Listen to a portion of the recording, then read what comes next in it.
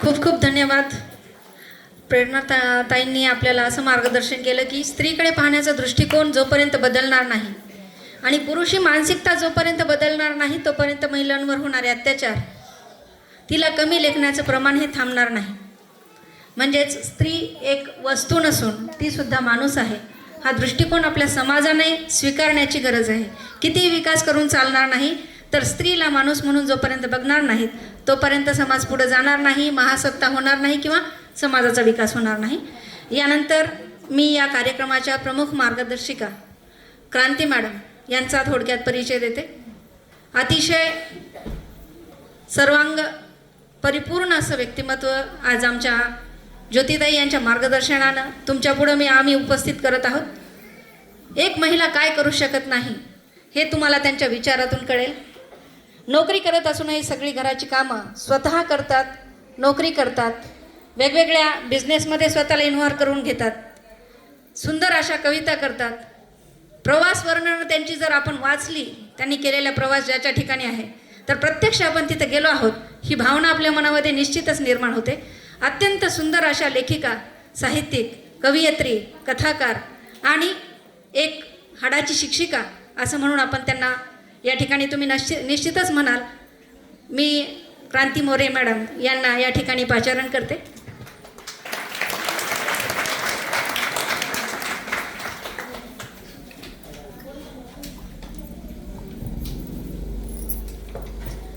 धन्यवाद मॅडम. आजच्या या महिला मेळाव्याच्या निमित्तानं मला या महाविद्यालयामध्ये बोलावलं त्यासाठी सर्वप्रथमच मी खूप आभारी आहे. कारण असे प्रश्न घडून जातात, वर्षानुवर्ष त्यावर उलटून जातात आणि मग जसं हिंदी सिनेमामध्ये आखिर में पुलिस आते ना, तसं मग आखिर में आपण येतो.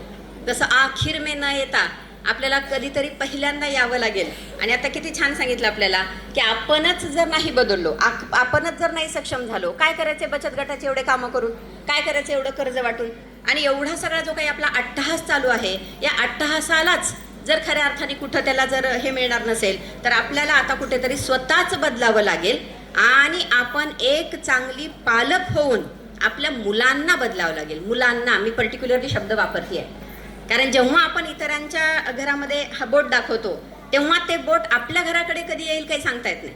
आणि तोपर्यंत मग आपण ज्याला म्हणतो ना, ज्याचं जळतं त्याला कळतं, तोपर्यंत वाट बघायची का आपण? म्हणजे मणिपूर झालं, जाऊ द्या ते कुठं महाराष्ट्रात येते, मग बदलापूर झालं, मग जाऊ द्या ते कुठं परभणी जवळ येते, मग आता औरंगाबाद झालं, जाऊ द्या ते कुठं आमच्या तालुक्यात येते. असं करून जर आपण सगळेजण बसू लागलो आणि त्यातली त्यात महिला, शेवटचा त्यांनी मुद्दा ताईंनी खूप छान मांडला की हे सगळं एखाद्या वेळेस षडयंत्र सुद्धा वाटतंय, आपण सगळेजण पुढे चाललो त्याचं.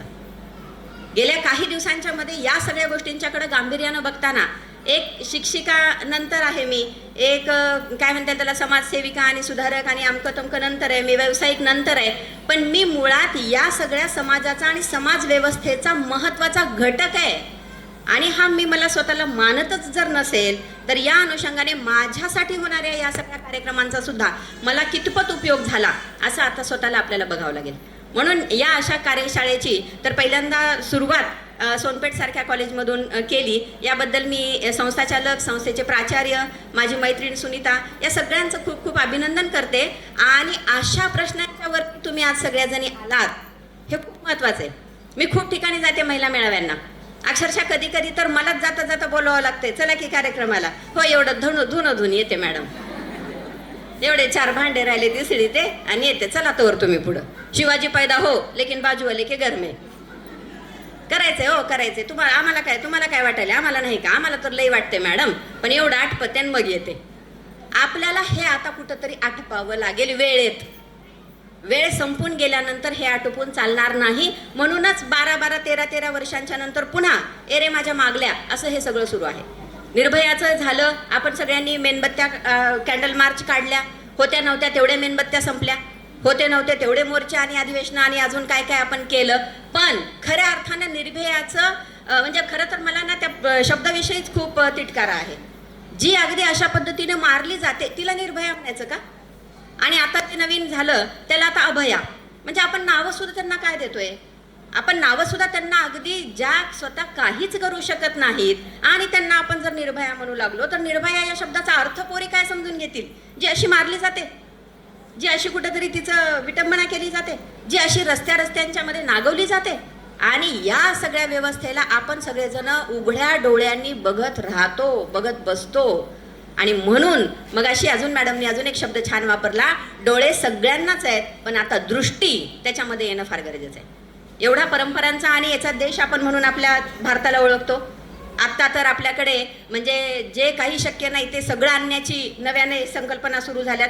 आपण म्हणतो रामाने आपल्याला सगळ्यांनी निर्माण केलं, आपण रामाला सुद्धा आणलं, त्याला सुद्धा सोडलं नाही. ह्याला आणलं, त्याला आणलं, पण रामराज्याचं काय? राम हा कोणी व्यक्ती नव्हता. मी भाषेची लेखिका असल्यामुळे, भाषेची शिक्षिका असल्यामुळे मी तुम्हाला सांगते, रामायण आणि महाभारत आपल्याकडचे काय त्याला म्हणतो आपण एपिक्स आहेत, महाकाव्य आहेत. पण या महाकाव्यांच्या माध्यमातून आपण मर्यादा पुरुषोत्तम कसं असावं, आपण आपल्या मर्यादेमध्ये कसं राहावं, आपण आपल्या संपूर्ण समाजाचं आणि कुटुंबाचं रक्षण कसं करावं. मी शब्द काय वापरले जरा नीट आहे का? समाजाचं पहिल्यांदा आणि कुटुंबाचं. म्हणजे माझा तो बाब्या, आपलं त्या आणि लोकांचं ते कार्ट, असं जोपर्यंत राहील तोपर्यंत रामराज्य येईल का? आणि या सगळ्या अनुषंगाने अशा किती सीता, अशा किती सावित्री, अशा किती कुंती, अशा किती अजून सगळ्या जणी आणि अशा किती द्रौपदी सुद्धा आपण सगळे त्यांचं वस्त्रहरण होत असताना बघणार आहोत. त्या काळामधले ते सगळे जे काही सिम्बॉल्स दिलेत की त्या सगळ्यांच्या समोर ते सगळं झालं. आज काय होतंय त्याचंच पुन्हा अजून आपण बघतोय, फक्त उलट विकृत, अजून किती जास्त विकृत. आपल्याला सगळ्यांना ते वाचताना आणि हे होताना काही वाटत सुद्धा नाही बऱ्याच वेळेला. आणि या सगळ्या गोष्टींच्यासाठी मला वाटतं महिला पालक म्हणून, खरं तर इथं पुरुष पालकांची सुद्धा मला फार गरज होती. कारण जोपर्यंत आपण म्हणतो ना आपण अर्धे आहोत आणि कितीही झालं तरी शेवटी एक तुमचं हे असतं बघा. तुम्हाला जर म्हणलं तुम्हाला एखादा जर मी प्रश्न विचारला, चला आता इथूनच लातूरला जाऊ आपण मोर्चा काढू, थांबा घरी विचारते, मालकाला विचारते, आम्हाला सगळंच करायचं पण त्यांना विचारते, का तुम्ही का नाही करू शकत? मॅडम आम्ही बाई माणूस आहो. एकदा ठरवा बाई का माणूस. जोपर्यंत तुम्ही मी माणूस आहे असं म्हणणार नाहीत ना, तोपर्यंत तुम्ही बाई पण होऊ शकत नाही. लक्षात येते का? माणूस होणं महत्वाचं आहे. माणूस असेल तर माणुसकी आहे ना. आणि माणुसकी हे फक्त पुरुषांच्या मध्ये असती तर अशी विकृती जन्माला आली असती का? म्हणून आता आपल्याला या सगळ्या अनुषंगाने सुद्धा स्वतःचा विचार करावा लागणार आहे. याला आपण म्हणतो आत्मभान येणं गरजेचं आहे. स्वसंरक्षणाच्या धड्यांच्या बद्दल त्यांनी सांगितलं. आपल्याजवळ काहीतरी हत्यार ठेवा म्हणून सांगितलं. वाईट वाटतं कधी कधी. कालचाच लोकमत जर तुम्ही बघितला, महिला फक्त बाहेरच अशा पद्धतीनं त्यांची अवस्था केली जाते का? घरामध्ये कमी आहे का? सुनीता मॅडम, आपण मागं 1-2 वर्षापूर्वी युनिव्हर्सिटीमध्ये एक आम्ही हे घेतला होता, मुलींचा एक वर्कशॉप घेतला होता. आणि त्याच्यामध्ये आम्ही असं विचारलं होतं त्यांना, तिथले जे वक्ते होते त्यांनी जरा ठळकपणे विचारलं होतं, भडकपणे विचारलं होतं, तुम्ही तुमच्या घरांच्या मध्ये लैंगिक अशा पद्धतीच्या अत्याचाराला बळी पडला आहात का? आता आपण स्वतःहून कुणी सांगेल का? सगळ्या मुलींनी नाही असं म्हटलं. मग आम्हाला तर लक्षात आलं की हे तर अत्याचार होत आहेत, घराघरातून सुद्धा होत आहेत. आपण फक्त त्याला उगी उजळ माथ्याने आमचं ते भलं, आमचं ते चांगलं असं किती दिवस म्हणायचं? म्हणजे आपलं ठेवायचं झाकून आणि लोकांचं बघायचं वाकून, असं किती दिवस चालायचं? आणि मग आम्ही त्याच्यामध्ये जर आयडिया केली, आम्ही महिला प्राध्यापिकांनी, आम्ही म्हणलं ज्यांना ज्यांना घरामध्ये असे काही त्रास झालेले आहेत, असे काही त्रास म्हणजे तुम्हाला माहिती आहे का? कायदे तर काय काय 13 सेकंद सुद्धा जर आपल्याकडे कुणी बघितलं तर विनयभंग होतो आणि त्याला शिक्षेची तरतूद आहे. पण हे झालं तर ना, म्हणजे त्याच्या बदल्यामध्ये जर कुणी कोर्टात गेलं, कुणी त्याची जर केस केली तर ना, जोपर्यंत हे होणारच नाही तोपर्यंत या कायद्याला तरी काही अर्थ आहे का? आणि म्हणून मग आम्ही आयडिया काय केली, ज्यांना ज्यांना घरामध्ये असे काही प्रॉब्लेम आलेत त्यांनी ए लिहा, आणि ज्यांना ज्यांना घरामध्ये असं काही प्रॉब्लेम आले नाहीत असं बी लिहा. असं सांगितल्यानंतर तुम्हाला आश्चर्य वाटेल, तुमच्या माझ्यापेक्षा खूप तरुण सगळ्या तुम्ही मला इथं दिसताय. आणि अशा सगळ्या MA आणि BA करणाऱ्या तिथल्या मुलींनी जवळपास आम्ही त्याची टक्केवारी काढली, 61% अशी त्याची टक्केवारी निघाली. आणि आपण कुठपर्यंत बाहेरच बोलत बसणार आहे? आपण या सगळ्या प्रश्नांना जाब कधी विचारणार आहे? आपल्याला सांगितलं जातं रील्स करू नका, रील्स बघू नका. बायकांच्या मोबाईल वापरण्यावर तर काय काय जोक की बने भाजीच मीठच टाकना झाली मोबाईल बघितल्यापासून. तुम्ही टाका की थोडं, आता एवढे वर्ष टाकलेच आम्ही, जर टाका, काय व्हायला लागले? बरं, आपण बघून बघून काय बघतो? एखादी कुठली तरी रेसिपी, फार फार तर सौंदर्य कसं जपायचं, साडी कशी घालायची, पिन कुठं लावायची, एवढंच बघतो. लॉक आहे का आपल्या कुणाच्या मोबाईलला? मी सुनीता मॅडम त्याच्यासाठी म्हणलं होतं, इथं पुरुष प्राध्यापकांची मला फार गरज होती. आपण आपल्याला नावं ठेवून घेतो, आपण आपल्या सगळ्या गोष्टी सांगत असताना म्हणतो महिलांचं आता हे फार झाले. मध्ये अजून एक विषय आला होता, माझं नाव जरा क्रांती आहे त्याच्यामुळे मी परखड बोलणार आहे बरं का. नाहीतर मग ते काय म्हणायचं त्याला, ताकाला जायचं आणि भांडं लपवायचं, आपल्याला काही जमत नाही. कारण हे कळलंच जर नाही तर उपयोग काय? असे किती मेळावे घ्यायचे, अशा किती कॅन्डल मार्च. म्हणलं ना मी, मेणबत्त्या संपल्या नाहीत आता, काही दिवसांनी तुटवडा येईल त्याचा सुद्धा. आम्हाला काढायचा होता मोर्चा, पण मेणबत्त्याच नव्हत्या म्हणून राहिला, अशी वेळ येईल. आणि म्हणून आता आपल्याला हे सगळं बघावं लागेल. मी तुम्हाला आता जो विषय सांगत होते की आपल्यापैकी किती जणांच्या ह्याला मोबाईलला लॉक आहेत. मोबाईलला लॉक बायकोनी केलं तर तिला सोडून दिलं जाते. आणि तुम्ही प्रामाणिकपणे सांगा, तुमच्यापैकी किती नवऱ्यांचे लॉक तुम्हाला माहिती आहेत. याच्यावर सुद्धा जोक टाकतो की नाही आपण, म्हणजे आपले नवरे मोबाईलमध्ये बघतायत काय, आपले मुलं मोबाईलमध्ये बघतायत काय. आपण मुलींवरती चाललो, हे असं झालं, दुख टिरीला ना औषध डिरीला, दुख म्हशीला आणि औषध पकालीला. प्रॉब्लेम कुठे आहे तेच कळलं ना आपल्याला. 7च्या घरात आत, पोरीनी घरात येऊन काय उपयोगाचं आहे. आपलं दिवटं काय तिथं दिवायला व्हायला लागलंय. ह्या सगळ्या गोष्टींना बघावं लागेल. आणि किती दिवस 7च्या आत घरात तुम्ही शिकवलं कशासाठी मुलींना? खाजगीकरण, जागतिकीकरण, सामाजिकरण आपण केलं आणि त्यावेळेला आपण आपल्या मुलींना इंजिनियर केलं. त्यांच्या कामाच्या वेळा तुमच्या हातात आहेत का? मग एवढं सगळं शिकवायचं. आणि काल बघितलं ना, संभाजीनगरच्या त्या डॉक्टर महिलेने सुद्धा काय केली, डिअर आहो म्हणून आत्महत्या केली. मी खूप मोठा जळजळीत लेख लिहिला तिच्यावरती. मी असं स्पष्ट फेसबुकला तर माझ्या ह्याच्यावरतीच टाकलं की अनेक जणी न काही म्हणता मेल्या आणि ही डॉक्टर असल्यामुळे लिहून मेली. एवढाच काय तो शिक्षणाचा उपयोग. असं मरायचंय आपल्याला, असं मरू द्यायचंय आपल्याला. याच्यासाठी चालली एवढी सगळी आटापिटा. म्हणून आपल्याला हे बघावं लागेल की आपल्या घरातला पुरुष काय करतोय, आपल्या घरातला मुलगा काय करतोय. जोपर्यंत हे सगळं औषध मुलांच्या पर्यंत, म्हणजे जिथं दुखतंय तिथपर्यंत जर गेलं नाही ना, तर तोपर्यंत काय. कालच एक खूप घाणेरडी बातमी वाचली मी. म्हणजे असं होते, काय होते मला माहिती नाही, पण अशा बातम्या सुरू झाल्या की अशाच बातम्या सुरू होतात. काय ते व्हायरल म्हणजे कशा पद्धतीने होतात मला माहिती नाही. लातूर तालुक्यामध्ये, लातूरच्या जवळ औसा म्हणून गाव आहे. आपण लगेचच काय करतो, पोरींचं चुकतंय. कपडेच असे घालू नये, जोरात हसू नये, मेकअपच करू नये, आमकं करू नये, तमकं करू नये. किती वर्षाच्या बाईवर बलात्कार झाला? 70-80 वर्षाची बाई. काय मेकअप केला असेल तिनं? काय मेकअप केला असेल तिने? 3 वर्षाची मुलगी. मेकअप या शब्दाचा अर्थ कळतो तिला? हे सुद्धा जरा समजून घ्या. एकीकडे आपण जे उगीच वरवरचे जे चालले ना मलमपट्टी, आपण म्हणतो थुकापट्टी, तेवढ्यापुरतं तेवढं आपलं काहीतरी नाही, पोरींनीच बदलणं गरजेचं आहे. आता बऱ्याच वेळेला इथं सुद्धा तुम्हाला येताना वाटलं असेल, आता काय काय डोस ऐकून यायचे काय माहिती आपल्याला. पोरीची आई म्हणून काय करा, काय करा, काय करा. अरे पोरींना काय करा हे सांगायची गरजच केव्हा पडते, जेव्हा पोरं त्यांच्या त्याच तेवढ्या गोष्टींच्यासाठी बोलतात. सुनीता मॅडमला आठवत असेल, मॅडम आपल्या वेळेला एक गाणं आलं होतं, चोली के पीछे क्या है, आणि त्याच्या विरोधामध्ये मी मोर्चा काढला होता, चोली के पीछे क्या है या गाण्याच्या. आता आहे का आपल्यात एवढी धमक? आता आपण काय म्हणतो, अजिबात काही बोलायचं नाही, आपलं आपलं नाकासमोर बघून पुढे येत जा. काय करायचं आपल्याला, कुणी कसले का गाणे म्हणता. गाणे जर बंद झाले नाहीत तर मानसिकता कशी बदलल. आणि याच्यासाठी आम्ही विरोध केला होता आणि आम्ही त्या डायरेक्टरला क्वेश्चन केला होता, चोली के पीछे क्या है हे गाणं तुम्ही का लावलं, का टाकलं ह्या पिक्चरमध्ये.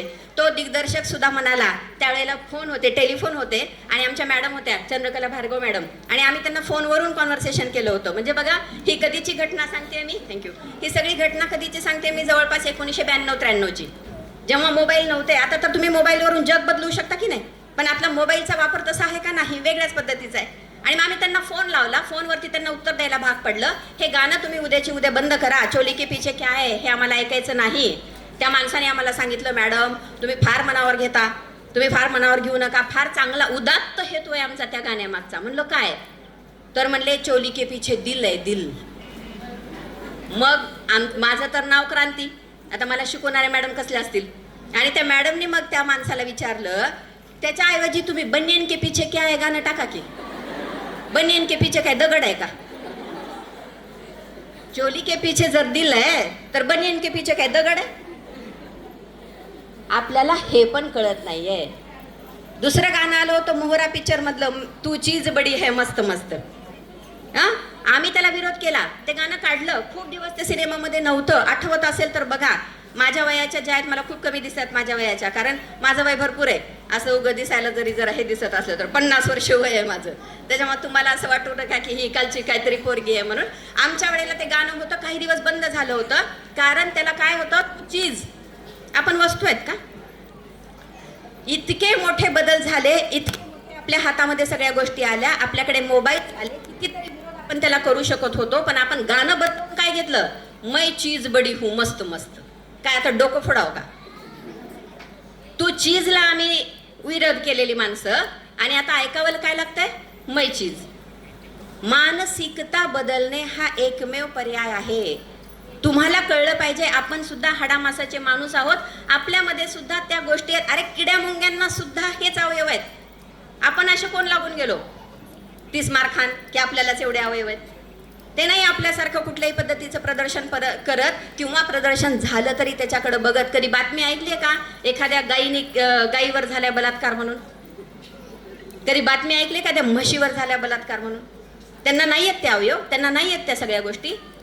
कधी कधी असं म्हणायची वेळ यायला लागली, माणुसकीपेक्षा. परवा किती छान एक फोटो आला होता, कुत्रे भुंकत असतात आणि आपण बायका नको त्याला घाबरतो. ती पोरगी घाबरत असते त्या कुत्र्याच्या भुंकण्याला. ते कुत्रे काय म्हणतात, मत डरो, हम इंसान नहीं है, कुत्ते है. अजून आपल्याला किती खाली जायचे, अजून आपल्याला किती खालची पातळी गाठायची आहे. आणि गाठायची आहे म्हणत असताना मी लगेच पुढचं वाक्य जोडून म्हणणार आहे, गाठूच द्यायची आहे.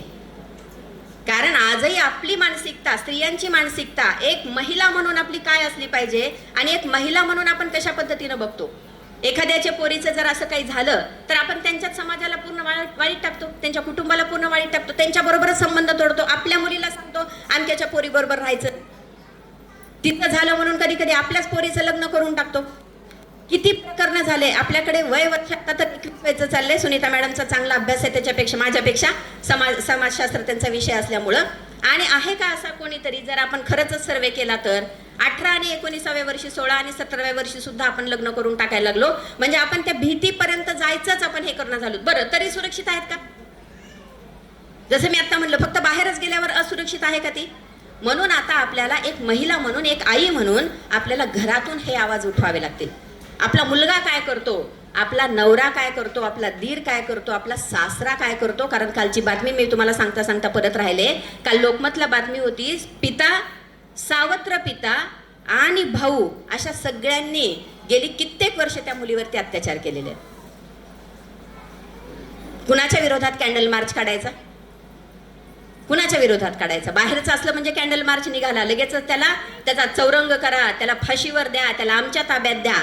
आणि हे घरच्या मानसिकतेचं काय?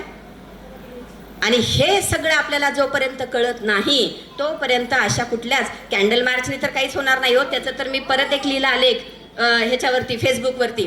अशा कॅन्डल मार्चला काहीच उपयोग नाही जिथं त्या माणसाच्या बाजूने लढण्यासाठी किती वकील येतात, 22-23 वकील त्याच्या बाजूने उभे राहतात. आणि काय दुर्दैव आहे आपलं बघा, त्याच्यातल्या 7 का 8 महिला आहेत.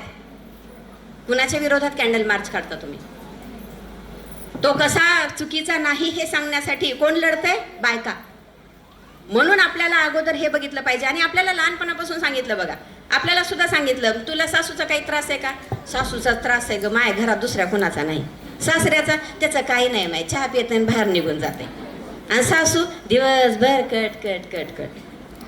आपल्याला सांगूनच टाकलं की बायकांच्या शत्रू असतात. आपण लगे अगदी पडत्या फळाची आज्ञा. मला कसा शत्रू मिळेल आणि मी कसं त्याच्याबरोबर भांडत राहीन. खरे शत्रू असं सांगून मोकळे, पारावर जाऊन दुसऱ्यांच्या बायका बघायला मोकळे. आणि असं जोपर्यंत आपण सगळे सहन करत राहू तोपर्यंत या सगळ्या घटनांना आपल्याला फक्त बघत राहण्याशिवाय किती दिवस चालेल हे? आज इथे एक कार्यक्रम झाला, मॅडम म्हणले आपण परभणीला पण घेऊ, तिथं एक होईल, इथं होईल, तिथं होईल, तिथं होईल. उपयोग काय? एक काळ गेला की सगळ्या गोष्टी आपण विसरून जातो. पुन्हा आपल्याला जाग कधी येते? असं काहीतरी झाल्यानंतर. आणि म्हणून आपल्याला या सगळ्या गोष्टींचा, नुसत्या शिकल्या सगळ्याजणी माझ्यासमोर बसलेल्या किमान 10वी-12वी शिकलेल्या आहेत की नाही आपण? काय आता शिक्षणामुळे असं किती तुमच्यामध्ये सामर्थ्य यायला पाहिजे होतं. कारण आपण म्हणत होतो एक काळी की ज्या वेळेला मला वाटतं मुंबईमध्ये त्या ह्याच्यावरती ॲसिड हल्ला झाला होता, काय तिचं नाव, काहीतरी मी आता नाव विसरले तिचं, त्या मुलीवरती तेव्हा ॲसिड हल्ल्यांचं खूप सत्र सुरू झालं होतं. तिच्यावरती ॲसिड हल्ला झाला तेव्हा आपण म्हणालो की आता काय शिक्षणाची गरज आहे. शिक्षणामुळे महिलांच्यामध्ये क्रांती होईल, त्यांच्या विचारामध्ये बदल होईल, त्या सक्षम होतील. नंतर आपण काय म्हणलो, कराटे क्लासेस लावून बघा. अरे ह्या सगळ्याच कोणत्याही गोष्टी जेव्हा घरापासूनच तुमचं असं शोषण होत आहे तेव्हा येतात का उपयोगाला? कराटे शिकल्याचा उपयोग आपल्याला केव्हा आहे? जेव्हा माहिती आहे ना की समोर कुणीतरी असं करण्यासाठी सज्ज आहे. अचानक पण तुमच्यावरती ह्या सगळ्या गोष्टी झाल्यानंतर तुमच्या त्या कराटे क्लासेसचा काही उपयोग आहे का? सांगितलं जातं तुम्हाला की काहीतरी ह्याच्या पुड्या ठेवा, पर्समध्ये अमकं ठेवा, तमकं ठेवा. त्या वेळेला शक्य असतं का ते? कुठली पुडी काढणे आणि त्या पद्धतीनं हे करणे. आणि या सगळ्या गोष्टींच्या अनुषंगाने आपल्याला या सगळ्यांचा विचार जर आपण करायला शिकलो ना, लागलो ना, तर मग कळलं खरं आपलं दुःख कुठे आहे आणि आपलं नुसतंच औषध पाणी वरच्या वर कसं चाललंय. आणि या सगळ्यांच्यासाठी सगळ्या महिलांनी एकत्र येणं गरजेचं आहे. मी काय म्हटलं जरा नीट आहे का? महिला, तुम्ही नका हो कुणाची सासू, नका हो कुणाची आई, काही गरज नाही. कारण आई सासूचे नाते आले ना की द्वेष निर्माण होतात. आई म्हणलं की काही पण खरं वाटायला लागतंय आणि सासू म्हणलं की काही पण वाईट वाटायला लागतंय. माझ्या पोरीचं म्हणजे मला 3ऱ्याच महिन्यात तिला सांगितलं रेस्ट घे म्हणून तिला इकडं आणलंय आणि सुनेची डिलिव्हरी कशी नॉर्मलच झाली पाहिजे, तिनं शेवटच्या दिवशीपर्यंत कशा पाण्याच्या घागरीच उचलल्या पाहिजे. त्याच्यामुळे नका हो सासू, नका हो आई, नका हो ननंद, नका भाऊजाई, पण कुणाची तरी एक फक्त स्त्री म्हणून तिला ज्या यातना होत आहेत, तिला जे काही होते तिच्या पाठीमागं खंबीरपणे उभे राहा. एखादा लढा असा लढूया आपण की जो आपल्याच लोकांनी केलेल्यांच्या विरोधात असेल, तेव्हा खरी जरब या लोकांना बसणार आहे. बाहेरचे प्रॉब्लेम मिटवल्यामुळे ही जरब बसणारी नाही. आणि या अनुषंगाने मग आपल्याला आपल्या घराकडे, आपल्या या सगळ्या गोष्टींच्याकडे सुद्धा बघणं गरजेचं आहे. याचा अर्थ असा नाही की सगळ्यात चुका पूर्णपणे तिकडच्याच आहेत. आपल्याला आपलं सुद्धा सगळ्या ह्या गोष्टी बघाव्या लागतील, नीट बघाव्या लागतील. आपलं जे काही ज्याला आपण म्हणतो की कॅरेक्टर आहे किंवा आपलं जे काही बिहेवियर आहे, आपलं कसं आहे हे सुद्धा आपल्याला बघावं लागेल. आपण इतर सगळ्यांशी वागताना, आपल्या स्वतःशी वागताना कसं वागतो हे सुद्धा आपल्याला बघावं लागेल. स्वतःची काळजी तर आपण घेऊ शकतो. आतापर्यंत आपण बोललो की इतरांची मानसिकता बदलण्यासाठी आपल्याला काय करायचंय, पण आपली स्वतःची सुद्धा काळजी आणि स्वतःची सुद्धा मानसिकता पॉझिटिव्ह ॲटिट्यूड ठेवून आपल्याला बदलावी लागेल. आपल्याला तत्वज्ञान सांगायला लोकांना फार सोपं वाटतं. सगळं तत्वज्ञान बघा, एवढ्या हरिपाठ होतात तुमच्याकडे, एवढ्या हरिकथा होतात, एवढे काय सप्ते उभे राहतात, एवढा खर्च आपण त्याच्यावरती करतो, एवढे सगळे आपल्याकडे राम जन्माचे पाळणे गौगौ रामाला आपण जन्माला आणतो, एक पण का जन्म ना अजून?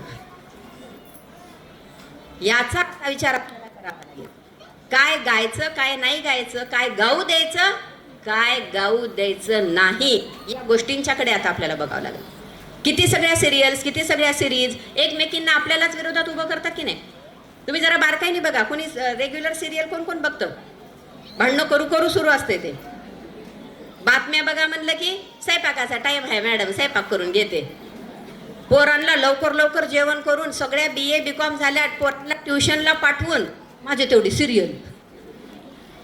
जरा विचार करा, सिरियलच्या सगळ्या गोष्टींच्या मध्ये 13 ते 14 मिनिटाची सिरियल असते, त्याच्यातून पुरुष पात्र नाहीच आहे. त्याच्यात कुठंतरी येते, जशी आपल्या ताटामध्ये चटणी लोणचं असते की नाही एवढं एवढंसं, तसं येते सगळ्या बायका. आणि काय दाखवायला चालले त्याच्यामध्ये? आईच मुलीचा डिवोर्स करण्यासाठी कशी पुढे. आणि आपण हे सगळे बघतो, त्याचा TRP वाढवतो आणि मग ती सिरियल बंद होईल का? आपण 10वी झालोय, आपण 12वी झालोय, आपण आपल्या लेकरांचा अभ्यास जर घेऊ शकत नाही तर काय उपयोग आहे? नाही आम्हाला त्याच्यातलं काही कळत नाही. मग कळत आहे कशातलं? नाही, कशातलंच कळत नाही. मग उपयोग काय? कुठलं तरी मला कळतंय असं म्हणलात तर तुम्हाला व्यक्ती म्हणतील ना. मग त्याच्यामुळे आपल्याला म्हणतात बाय माणसाला कशात घ्यायचं नसते. महत्वाचं काही आलं बाय माणसाला घ्यायचं नाही, काही असं ह्याचं आलं तिला काय सांगायचंय. मग कुठल्याही गोष्टींच्या मध्ये आपल्याला गृहीत धरलं जातं. आता हे गृहीत धरणं बंद झालं पाहिजे, कारण जवळपास 68 वर्ष झाली भारताला स्वातंत्र्य मिळून, आणि कितीतरी वर्ष झाली आपल्याला आता शिकून सवरून सुद्धा. आणि एवढं करून पण आपली डॉक्टर झालेली मुलगीच जर सुरक्षित नसेल, आपली इंजिनियर झालेली मुलगीच जर सुरक्षित नसेल, त्या आपल्या BA BCom त्या काळामध्ये होण्याला सुद्धा खऱ्या अर्थाने काही अर्थ उरणार नाही. आणि म्हणून जेव्हा आपण दुसऱ्यांच्याकडे 4 बोटं दाखवतो तेव्हा आपल्या घरातून सुद्धा ह्या सगळ्या गोष्टी आपण करणं गरजेचं आहे. खरं तर बोलण्यासारखे भरपूर विषय आहेत, पण आपल्याला एकाच वेळेला सगळे जर औषधं दिले तर सगळ्या कोणतंच लागू पडणार नाही. त्याच्यामुळं कुठलं तरी एकच द्यावं. सध्याचे डॉक्टर सुद्धा तसेच झालेत, आपल्यालाच विचारतात काय दुखायले आणि आपल्यालाच म्हणतात ही 2-4 घेऊन बघा कुठलं तरी एक लागू होईल. आपल्याला कुठल्या तरी एका औषध देणाऱ्या डॉक्टरकडे आता जावं लागेल. नसेल तर आपणच आपलं डॉक्टर व्हावं लागेल, एक औषध देणारा की हे आणि मी आता सांगितल्यासारखं ते एकच औषध आहे की आपण चांगले सज्ञान पालक होणे, जो मुलीमध्ये आणि मुलामध्ये द्वेष करत नाही. मुलींना एवढ्या अडचणी, आमच्याकडे मी कॉलेजला सिनियर कॉलेजला शिकवते आणि परवा एक मुलगी पळून गेली मॅडम. तिचे वडील आमच्याकडे आले आणि ते मला सांगत होते की मी म्हटलं त्यांना की मोबाईल वगैरे होता का, आता पहिलं कारण ना, तर सगळ्यांच्या ओळखी वगैरे होतात. बरं कॉलेजमधल्या मुलासोबत नव्हती गेली पळून, त्यामुळे मी विचारलं त्यांना मोबाईल होता का, नाही म्हणले. आम्ही आमच्या मुलीला मोबाईलच दिलेला नाही. आणि मग गेली कशी? म्हणजे ज्यांच्यावर बंधनं घातलीत त्यांच्यावर एवढे, तर त्या पोरीनं काय केलं होतं, त्या पोरीनं त्या प्रियकराचाच मोबाईल घेतला होता, आमच्याच कॅन्टीनवाल्याकडे ठेवला होता. बरोबर कॉलेजमध्ये आले की त्यांचं चॅटिंग सुरू करायचं व्हायचं. कॉलेजमध्ये ती कधी एक पण दिवस आली नाही, बाहेरच्या बाहेरच तो कॅन्टीनवाला तिला मोबाईल द्यायचा. तुम्हाला आश्चर्य वाटेल, रेणापूरला शिकवते मी, फार काही लातूरला नाही शिकवत, रेणापूरला. मला इतका मोठा धक्का बसला, कारण मी त्याच्या धसासच लावलं ना ते प्रकरण, की असं झालं कसं. तर तो कॅन्टीनवाला पोरींना 10 रुपये 20 रुपयांनी एक दिवसासाठी मोबाईल वापरायला देतो भाड्याने. काय उपयोग? तुम्ही घरून मोबाईल नाही दिला आणि तुम्ही निश्चिंत आहेत, आमच्या पोरीकडे मोबाईल नाही, काय नाही, काय नाही. उपयोग काय त्याचा? म्हणून आपल्याला काय बदलावं लागेल ही मानसिकता सुद्धा. कारण तो जो कॅन्टीनवाला आहे कुठला आहे, रेणापूर मधलाच आहे, त्याला कळायला पाहिजे मी हे करावं का नाही. हे त्याला कधी कळलं असतं? त्याच्या आईने जर त्याला, छत्रपती उगीच घडले नव्हते, होती जिजाऊ म्हणून घडला शिवबा. छत्रपतींचे उगीच उदाहरणं आपण दिले म्हणजे आपण फार काहीतरी देशभक्त झालो आणि आता छत्रपतींच्याच अवलादी झालो असं समजायची गरज नाही. छत्रपती हाडामासाचे नव्हते, छत्रपती विचारांचे होते. ते विचार आपल्यामध्ये येतात का? अख्ख्या राष्ट्राचा विचार करणारे छत्रपती आणि आपल्या गावातली मुलगी पळून जाते तर तिला भाडणे मोबाईल देणारा आपल्या गावातला व्यक्ती, यांच्यामध्ये आपल्याला मानसिकता बदलणं फार गरजेचं आहे. साधं उदाहरण, खूप खूप वरचं सांगितलं मी तुम्हाला, याचे अजून जर तुम्ही खूप सगळे हे काढत बसलात ना तर ते तर फार डेंजर आहेत. आपल्याला कळणार सुद्धा, आपल्याला म्हणजे ऐकावे सुद्धा वाटणार नाहीत अशा सगळ्या घटना आहेत. आणि म्हणून आपली आता जिम्मेदारी काय आहे, आपल्या घरातल्या, आपल्या बाजूच्या, आपल्या गल्लीतल्या या सगळ्या पोरांना सुद्धा, कारण एकतर काय झालं, आपलं फारच देश प्रगत व्हायला लागलाय म्हणे. आधी आपल्याला म्हणले होते आता 2014ला आम्ही महासत्ताच, 2014ला काही जमलं नाही, मग म्हणले आता 2024ला आता काही जमते का नाही वाटत नाही मला. आता सांगायला लागलेत आपल्याला 47ला महासत्ताच. हे महासत्ता महासत्ता महासत्ता म्हणजे काय केले? फक्त रस्ते केले, तुमचे शेत रस्त्यात गेले. कशाचे कुठं कुठं हे आहेत बघा, त्याचे पाळमुळं कुठं आहेत ते, रस्ते शेतात गेले. आपण खुश, आमच्या गावचा विकास झाला का? रस्ता आला गावात. त्या रस्त्याला शाळा आली का?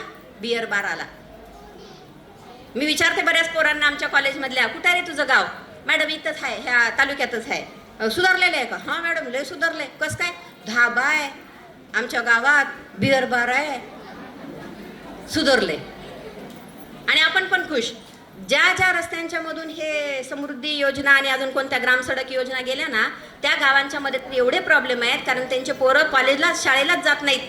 कारण त्यांच्या डोक्यात काय, 1 करबर गेले तर एवढे पैसे आलेत, 2 एकर गेले तर तेवढे पैसे आलेत, आणि तेवढे पैसे एक बुलेट घ्यायची, एक बिअर बार टाकायचा, एकाने बुलेटवर चढता चढता मरायचं आणि दुसऱ्याने लोकांना दारू पाजून मारायचं. आणि आपण तर बायोडेटामध्ये लिहितो पोरांच्या, हे बंद करा. मी तर एक योजना अशी केली होती मॅडम, रेणापूर तालुक्यातल्या सगळ्या बिअर बारचे मुलींचे नाव असतील तर ते बंद झाले पाहिजेत. आपण तर आता मुलगा काय करतोय, मॅडम त्याच्या घरचं लय चांगलंय, काय करतोय? बिअर बार आहे मॅडम, बिअर बार आहे. कशी व्हायची सुधारणा? त्याचं चांगलं आहे म्हणजे त्यानं कसाही पैसा मिळवलेला चांगला का? कसे होतील छत्रपती?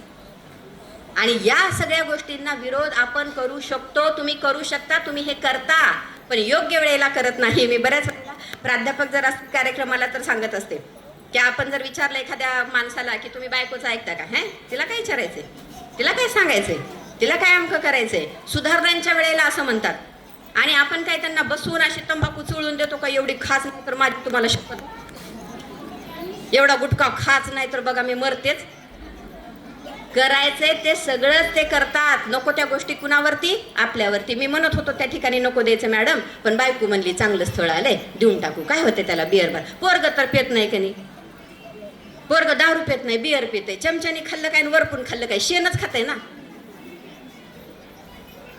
ह्या मानसिकता आपल्या बदलणं फार गरजेचं आहे. तुम्हाला थोडं वाटेल की असलं कुठं बोलतेत का, पण हे असलं बोलण्याची वेळ का आली हे आता आपल्याला बघावं लागेल. आणि या अनुषंगाने आपल्याला मुलींच्या समोर सुद्धा खूप सगळे विचार आणि खूप सगळ्या गोष्टी आपल्याला ठेवाव्या लागतील.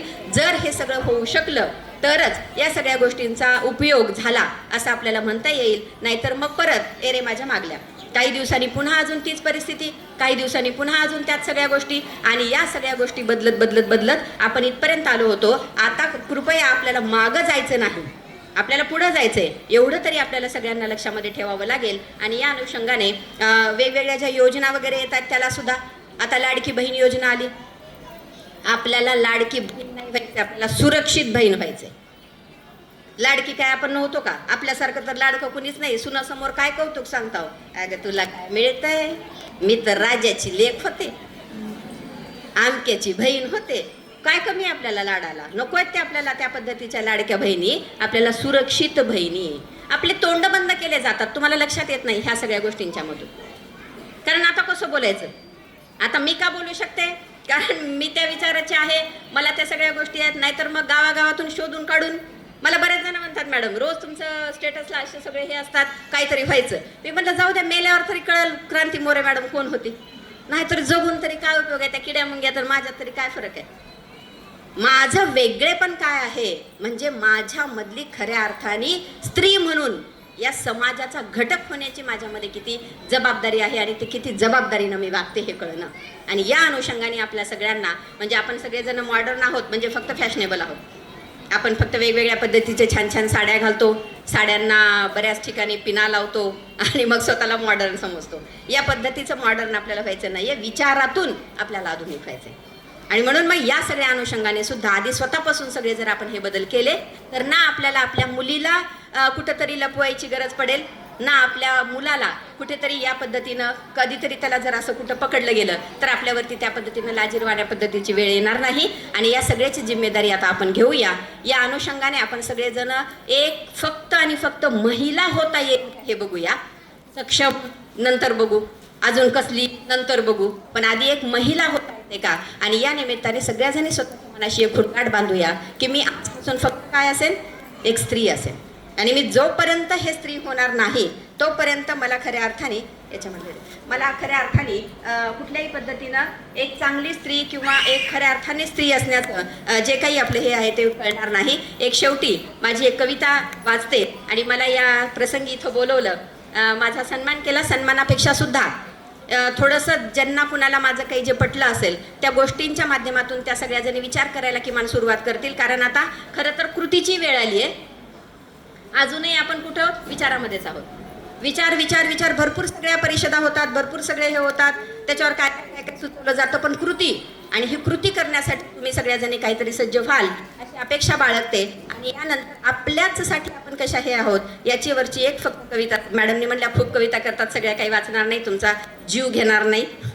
सापडला आम्ही म्हणून आमचं बघला लाव का, आमच्या भाषेत लातूरकडची भाषा आहे, तुमचं दाखवितो आता पुन्हा या, असं काही करणार नाही. फार जास्त काही बोलणार नाही, पण जेवढं बोलायचंय ते तुमच्या भाषेतून बोलायचा प्रयत्न मी याच्यासाठी केला की तिथपर्यंत उतरलं तरच हे सगळं योग्य होऊ शकतं. आणि म्हणून मी एक चांगल्या पद्धतीच्या मुलाची आई होणं ही खऱ्या अर्थाने आजचा जो आपला विषय आहे ना, मुलींच्या सुरक्षिततेत महिला पालकांची भूमिका. काय व्हायचंय आपल्याला, चांगल्या मुलीची नाही, मुली आहोतच आपण आहोत. बरं, आपण आपल्या संस्कारावर कशाला हे घ्यायचे, आपण एक चांगला मुलगा घडूया. म्हणजे मग छत्रपतींना जे अभिप्रेत होतं, जिजाऊंना जे अभिप्रेत होतं, इथलं जे रामराज्याची संकल्पना होती, अजून इथल्या काही रहिमाला आणि अजून इथल्या सगळ्या लोकांना जे काही मान्य होतं एक चांगल्या पद्धतीचा समाज म्हणून, त्या सगळ्या गोष्टी आपण करूया. यासाठी स्वतःची आपल्याला एक ओळख व्हायला पाहिजे. त्यानिमित्ताने माझी फक्त एक कविता तुमच्यासमोर ठेवते आणि थांबते. टीव्हीवरच्या जाहिराती आणि मालिका पाहून माझीच ओळख मी विसरू लागले. टीव्हीवरच्या जाहिराती आणि मालिका पाहून माझीच ओळख मी विसरू लागले. आणि मलाच मी प्रश्न विचारला ती कोण आहे, आणि मलाच मी प्रश्न विचारला ती कोण आहे. माझ्या अवतीभोवती जगण्याचे इतके प्रश्न असताना, माझ्या अवतीभोवती जगण्याचे इतके प्रश्न असताना चंगळवादाचं प्रदर्शन करणारी ती कोण आहे.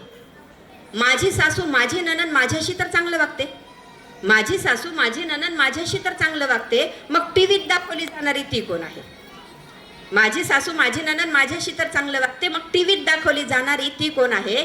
व्यवस्थेशी झगडणारी, स्वतःच्या अपमानाचा भीष्माकडे जाब मागणारी द्रौपदी हा माझा इतिहास असताना, व्यवस्थेशी झगडणारी, स्वतःच्या अपमानाचा भीष्माकडे जाब विचारणारी द्रौपदी हा माझा इतिहास असताना, आपल्याच हाताने आपले वस्त्र फेडणारी ती कोण आहे? आपल्याच हाताने आपले वस्त्र फेडणारी ती कोण आहे? शिक्षण, स्वातंत्र्य आणि समानतेसाठी ज्या सावित्रीनं शेणगोळे खाल्ले, शिक्षण, स्वातंत्र्य आणि समानतेसाठी ज्या सावित्रीनं शेणगोळे खाल्ले, त्याच शिक्षणाने स्वार्थी आणि स्वैराचारी बनलेली ती कोण आहे? अंधश्रद्धा, धर्मांधता, जातीव्यवस्था, लिंगभेदाविरुद्ध जेव्हा लढण्याची वेळ आली आहे, अंधश्रद्धा, धर्मांधता, जातीव्यवस्था, लिंगभेदाविरुद्ध जेव्हा लढण्याची वेळ आली आहे, तेव्हा भोंदू बाबांच्या सत्संगाला गर्दी करणारी ती कोण आहे? आसाराम बापूंनी काय कार्यक्रम करून ठेवले होते बघितले? कुणीतरी हा पिक्चर बघितला का? सिर्फ एक बंदा काफी है नावाचा? तो नाही बघितला आपण. कोणता बघून आलो? कोणता बघून आलो? आपल्याला नेलं गाड्या भरू भरू. काश्मीर फाईल पूर्णपणे असत्य असणारा पिक्चर. त्याच्यात सुरुवातीलाच लिहिलंय कुणीही धर्म बदलला नाही, कुणी जात बदलायला कुणी भाग पाडलेला नाही, पूर्णपणे काल्पनिक आहे असं लिहिलं. पण आपण सगळ्यांनी बघून आलो आणि डोळे पार असे करंजासारखे केले रडू रडू, आपला काहीच प्रश्न नसताना. आणि त्या आसाराम बापूंनी एवढ्या सगळ्यांच्या वरती बलात्कार केले. त्या आसाराम बापूला काल सुटका झाली आहे म्हणे, आणि त्याच्या सुद्धा स्वागतासाठी आपण सगळ्या जणी तो एक मुद्दा सांगायचा राहून गेला. आपल्याकडे एवढी सगळी धर्मव्यवस्था चांगली आहे, जसे रोज आपल्याला बलात्काराचे प्रकरण येतात ना, शेजाऱ्याच्या मुलीनं केला, गल्लीतल्या मुलानं केला, अमक्या केला, तमका केला, अशा कितीतरी सगळ्या साधू आणि संन्याशी रोज करतायत. त्यांचं काय? आणि आपण तिथे जातोय सगळ्याजण, पुरुषांचं न ऐकता जातोय. बचत गटाच्या मीटिंगला यायचं होतं, पण आमचे मालक म्हणले तिकडं जाऊ नको. आणि सत्संगाला मी कशी ऐकते, जातच असते. जा पुढे आम्ही आहेतच कॅन्डल मार्च काढायला. आम्ही कामच हीच घेतलंय ना, गुत्तच घेतलंय. आपल्याला हे सुद्धा कळणं फार गरजेचं आहे. भोंदू बाबांच्या सत्संगाला गर्दी करणारी ती कोण आहे? खाजगीकरण, उदारीकरण आणि दहशतवादानं जेव्हा देश पोखरला जातोय, तेव्हा याचा लवलेशही नसणारी आणि स्वतःला या देशाचे नागरिक म्हणून घेणारी ती कोण आहे? स्वतः एक स्त्री डॉक्टर असून सुद्धा अजून जन्मालाच न आलेल्या स्त्री अर्भकाच्या खुनाची सुपारी घेणारी ती कोण आहे? वेळीच या तीला आपण ओळखायला पाहिजे. कारण आपल्याच हाती आहे आपला आत्मसन्मान, आपणच तो जपला पाहिजे. आपणच तो जपला पाहिजे. खूप खूप धन्यवाद. तुम्ही सगळ्याजणी आलात, खूप छान वाटलं. बऱ्याच दिवसांनी सगळ्या वयोगटातल्या महिला बघायला पण मिळाल्या आणि सगळ्याजणी किती शांततेने, तल्लीनतेने ऐकतात हे सुद्धा कळालं. खरंच इतक्या प्रमाणामध्ये जर आपली समाज जागृती झाली तर नंतर आपल्यावरती कधीही कॅन्डल मार्च काढण्याची वेळ येणार नाही, अशी सगळेजण आपण शपथ घेऊया. पुन्हा एकदा या महाविद्यालयानं मला बोलवलं आणि इथं मला ही बोलण्याची संधी दिली, त्याबद्दल आयोजकांचे, संयोजकांचे मी आभार व्यक्त करते आणि थांबते. खूप खूप धन्यवाद.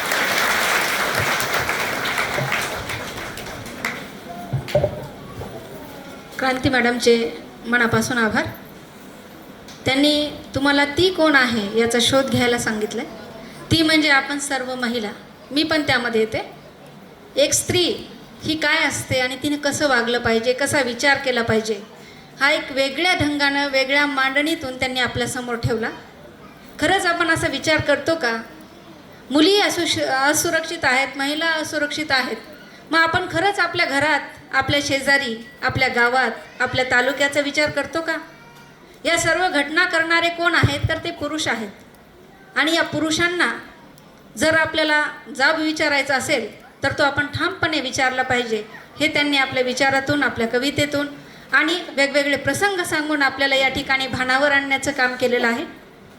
खरंच एक स्त्री काय करू शकते याचा विचार जर आपण केला तर जे शक्य नाही ते सर्व आपण करू शकतो. कारण की आपल्याला अष्टभुजा देवीचं नाव माहिती आहे आणि आपण त्यांची पूजासुद्धा करतो. अष्टभुजा देवी म्हणजे दुसरी तिसरी कोण नाही, तर आपण वेगवेगळ्या प्रकारचे 8 कामं 8 प्रहरांमध्ये करत असतो. एक महिला ही फक्त घरं सांभाळत नाही, तर ती संपूर्ण सोसायटी सांभाळते. घर सांभाळते, मुलांना सांभाळते, कार्यालय सांभाळते, शेतात जाते, काम करते, उद्योग सांभाळते, राजकारण सांभाळते, संस्कृती जपते. म्हणजे आपण सर्वजण अष्टभुजा आहोत आणि या अष्टभुजांनी या ठिकाणी सक्षम तर आपण आहोतच, परंतु सक्षमतेबरोबर सुद्धा आपण सावध असलं पाहिजे. आणि आपल्यावर जर